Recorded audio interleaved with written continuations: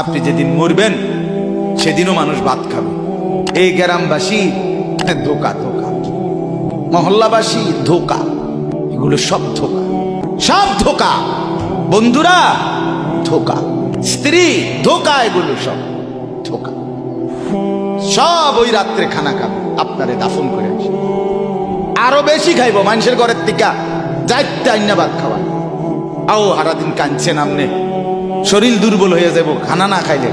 ভাত খা, খানা বন্ধ।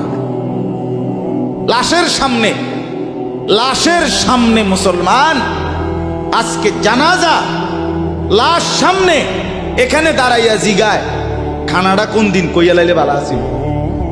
কি আহা আহা, মানুষ কার জন্য শিক্ষালেন?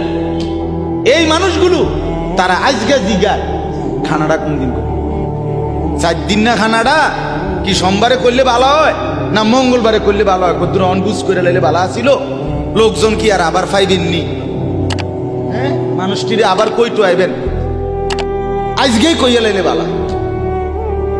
ফলে জানাজার লাশের সামনে দাঁড়াইয়া আগে কইয়ালায় সবাই খেয়াল রেখেন সোমবারে খানা। আহ, এর নাম দুনিয়া, এর নাম